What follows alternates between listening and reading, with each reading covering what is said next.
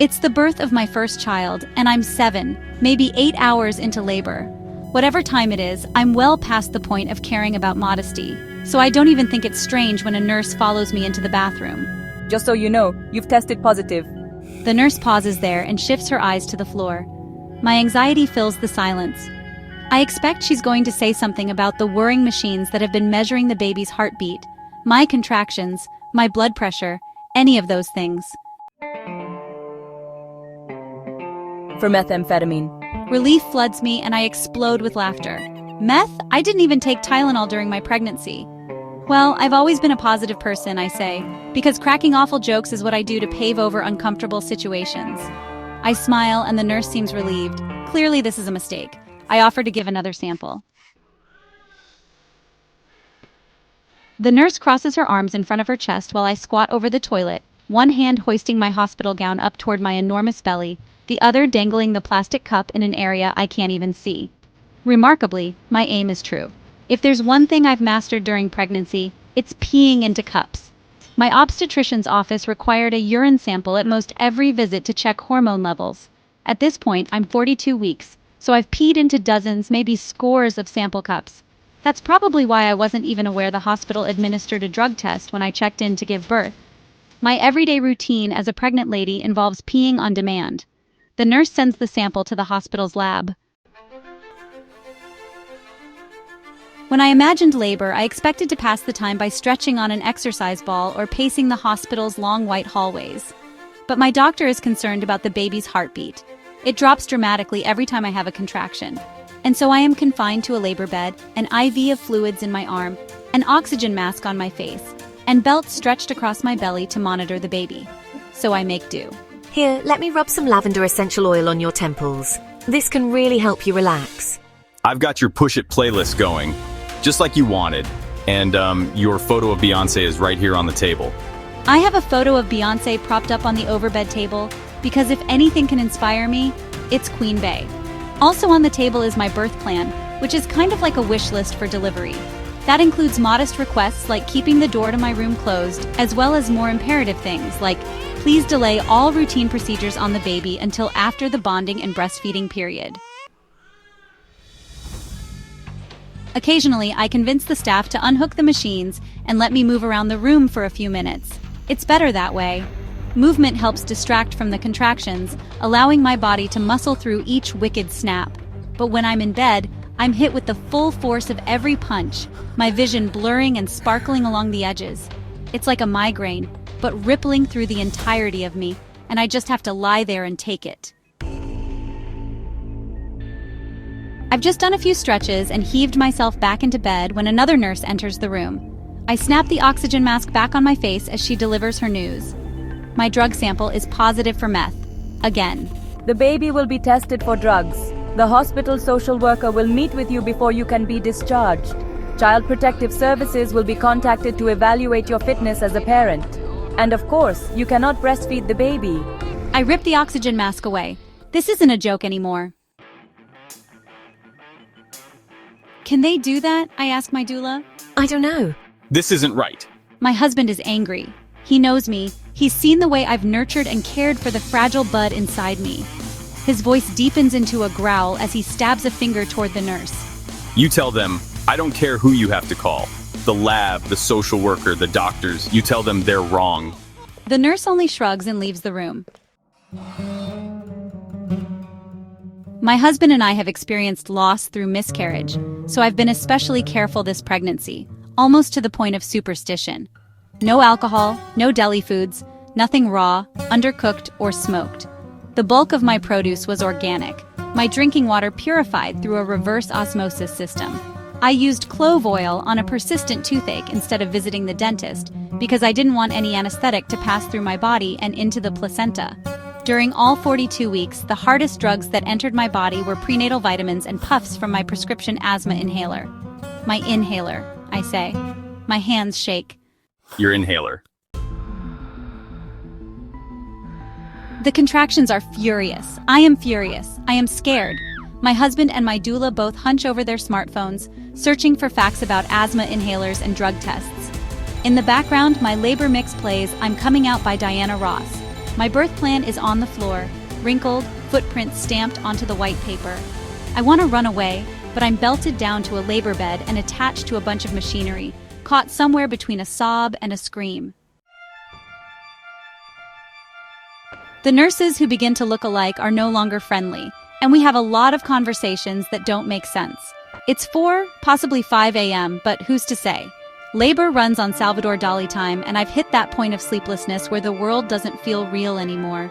My husband scrolls through pages of information about albuterol inhalers and drug tests. He shows his phone to every nurse who steps foot in the room. Shows his phone to every nurse who enters. See, just give me one more test. I'll prove it. He points at a page from drugs.com, then flips to CBS News stories about false positives archives of reports message boards with anecdotal evidence. I plead.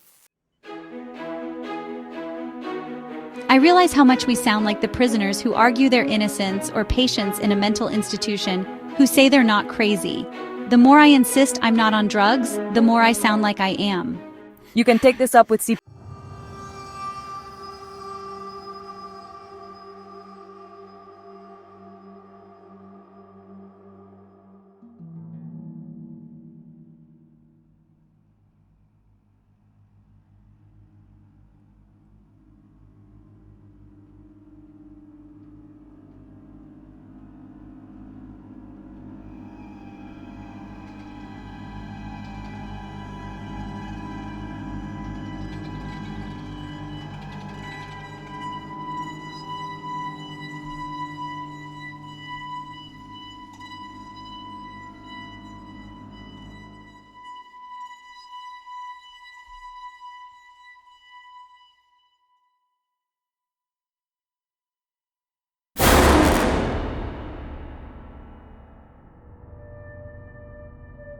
Stock, stuffed inside a pretty envelope.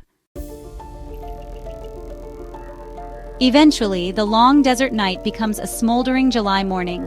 The baby's heartbeat drops until it almost stops, and my doctor is summoned.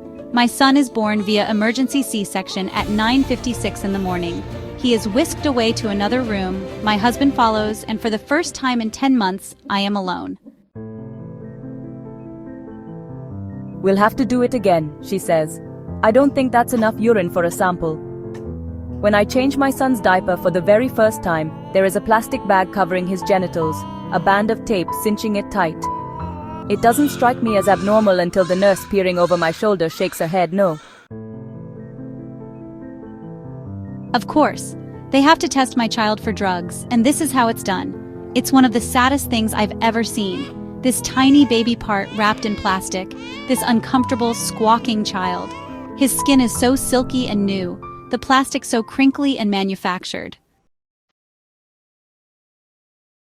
3 days pass with me in the hospital bed, recovering from surgery. For 3 days, I nestle my son in my arms and I encourage him to breastfeed. All 3 days, the nurses are, reluctant to hand over the baby, saying my actions are irresponsible. I feel like a wounded dog. I fight the urge to bark and snap at their hands. Every shift change, 2 nurses stand by my bed and inform another 2 nurses of my status as a combative patient. This woman tested positive for methamphetamine.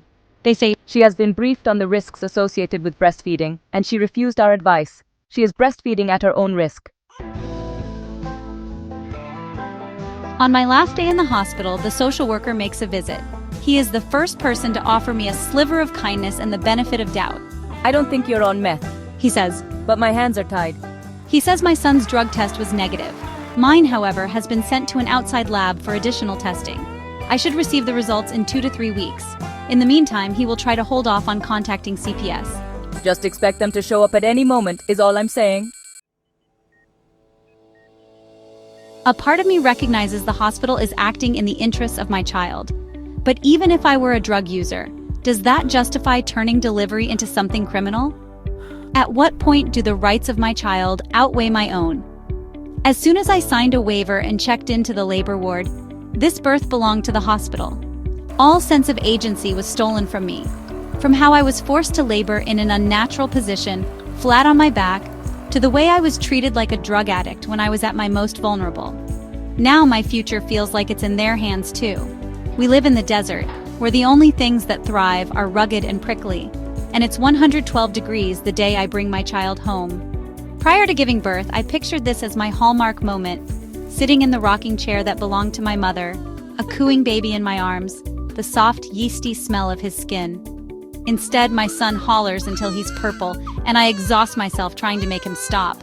Every time the clanky air conditioner kicks on, my son cries with renewed energy. We are sweaty and sticky and unhappy. I finally place him in a bassinet next to the couch where I collapse. Let him scream. Lemon, my blind and deaf dachshund, settles in by the bassinet, as though she's guarding it. Every so often, Lemon leaps to her feet and pokes her nose into the bassinet, sniffs the baby, then curls up on the floor again. After a little while of this, my son calms. My dog is already proving to be a better mother than I am. The weeks that follow are dark. I don't know if I would have experienced the same level of postpartum depression without failing those drug tests.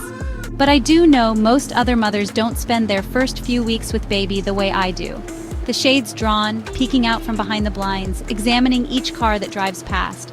Every phone call, every knock at the door, every pop of gravel in the driveway sets my heart racing. Every night shreds me to pieces, wondering if my son will be whisked away by morning. I am suddenly a stickler for housework. What if CPS comes and sees all the laundry? What will they think of our dishes in the sink? It seems insane to think someone could take my child away, yet testing positive for meth once seemed insane too. Sometimes while my son sleeps, I curl up on the floor of his yellow nursery, just too afraid to be separated by a room or a wall. I am tired, but I don't sleep. This isn't how it was supposed to be, I think. This child was so wanted, so desired, but now that he's here, I'm unable to protect him. I fall short. I stay awake long enough to hear the coyotes scream in the empty lot next to my house. Out there is a desert, a place of harsh conditions and vast unknowns, and our home isn't an oasis anymore. That's when I mentally plot the route from Palm Springs to Mexico and imagine our lives in a seaside town. We could start over. We could be happy. The days pass, and the air conditioner continues to chug. The blinds are drawn, and the house is gloomy despite the burning sun outside. I don't run off to Mexico, of course. I'm still hopped up on painkillers for my angry C-section incision, and I'm fuzzy from insomnia. I can't even make it to the mailbox. 3 weeks after I give birth, the hospital social worker phones and speaks to my husband. The results are in. I'm not on drugs. The call lasts less than a minute. It only takes a few seconds to apologize. After the call, I suppress the urge to cry. What do we do now? I ask my husband. He shrugs. He looks sad and scared and relieved, and I'm all of those things too. I don't quite believe it's over, that we can just be parents who love and laugh and enjoy the comfort that comes from being in a safe space. But here we are. My son is asleep against my shoulder, and I don't want to disrupt him. Instead, I walk over to the patio door, pull open the blinds, and for the first time in weeks, let the light in.